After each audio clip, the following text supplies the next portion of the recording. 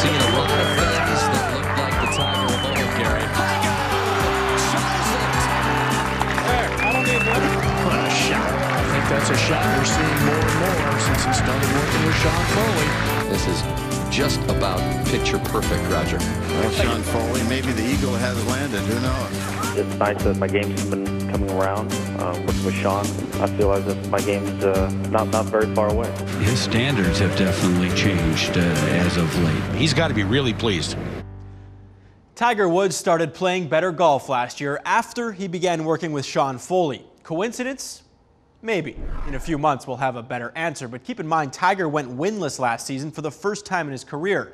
0 for 15 tournaments he entered, so even prevailing once in 2011 will be a sign of improvement. And improving is obviously what Tiger had in mind when he turned to the Canadian swing doctor to diagnose and repair his swing. In part 2 of our Sit Down with Foley, what it's like working for arguably the world's most influential athlete, and does Foley have the fix to get Tiger back on top? Before last summer, Sean Foley was already a well-known swing coach, and within PGA circles, Foley had gained a lot of respect thanks to the work he'd been doing with players like Justin Rose, Hunter Mahan, and Sean O'Hare. But all of the attention he was receiving then was nothing compared to what was about to happen when he got a call from Tiger Woods. Tiger's buddies with Sean and Hunter, and they played a little bit together, and I think Tiger was kind of impressed with the improvements that they had made. I had never really talked to him much. I said hello and stuff. I always thought he was a nice guy and whatnot. And then I've always been, I've always been a huge fan, obviously, of his. So it kind of started that way. And then at Bridgestone, he gave me a call, and we met at the PGA Championship and just started kind of hanging out more than anything. Up until hiring Foley, Tiger's swing coaches had only worked exclusively with Tiger, so it says a lot that Woods was willing to develop a partnership with Foley, even though he'd continue to work with his other PGA clients. Other coaches might have been intimidated by Tiger. After all, he is arguably the best to ever swing a golf club. But not Foley. He looked at the opportunity from a different lens. Well, one, you never tell him how to golf, like I'm the one listening when they're talking about how they play golf. It's not them listening when I'm talking about playing golf. It sounds crazy to say there was no intimidation, because it didn't really matter.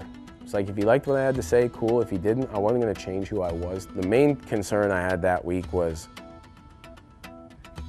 just more of, am I ready for the rest of this stuff?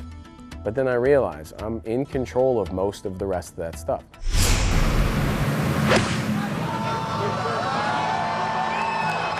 Towering approach. And again, how about that? Who must feel and say to himself, it's about time. But it was a bit like, I'd be kidding you if I said it wasn't a little surreal, to be walking to the range to go and see my favorite player of all time and give him some advice on what I think he needs to do going forward. So you can't get so much into the illusion of, the fact is Tiger's a man like I am who is a father of 2. There are so many similarities to him and everyone in my neighborhood, He eats protein, carbohydrates, and fat. He drinks water. He's bioelectric, I'm bioelectric. So you look beyond all the stuff that's been created, in all the commercials and whatever what have you, But yeah, there was that element of, wow, that's Tiger Woods, but now this is a golf swing. This is what I've done for 12 years in a row or 17 years in a row. And you just get into your routine and you get into your zone where you're seeing a club out of position. You're not seeing the person doing it. Foley currently spends 2 days a week working with Woods, sometimes for up to 8 hours at a time. That can include everything from working out with Woods to walking 18 holes. And when it comes to fixing his swing, Foley says he acts more like a sounding board rather than a coach. It's just education. There's not like you need to do this and you need to do that, It's just more answering his questions and helping him understand certain things that are truly happening. Mathematically proven, it's happening. It's kind of more that than anything. As you can imagine, working with Tiger Woods has its downside. It opens up a whole new world of media attention, and with that, criticism. But aside from being recognized in airports or standing in line at the grocery store, Foley says his life hasn't changed, and the hard work he put in over the years leading up to Woods prepared him for the good and bad that comes with the territory.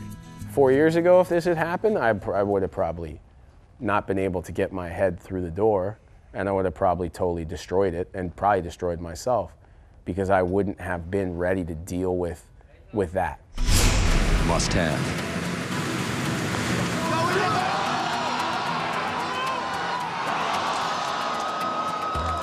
And Tiger Woods will have to wait until 2011 for that elusive first victory.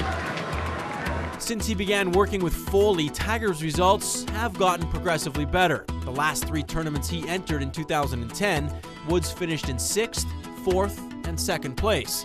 But the reality is that it's now been 15 months since Tiger last won a tournament. The former world #1, a title he held for a record 5.5 consecutive years, and nearly 12 of his 14 years on tour, recently dropped to 3rd in the world. Many are questioning whether or not the Tiger era is officially over, and in the bigger picture, whether or not Woods can catch Jack Nicklaus's record 18 major championships. Let the record show that Foley is not one of those doubters. Do you think he can catch Jack? Oh, I mean, absolutely. I mean, he's 35. Jack was 46 when he won his last major. So that's 11 years. That's 44 majors. You know, I think if my wife was teaching him, his chances of doing that is still very high. I mean, let's be honest, you know. But, you know, I think sometimes people don't recognize some of those years were just so dumbfoundingly special. You know, he could end up with a better swing and be a better putter and have a better short game and not do that. But he's, you know, he's definitely, what he can do, he's doing very well. So what he can control, he's doing very well.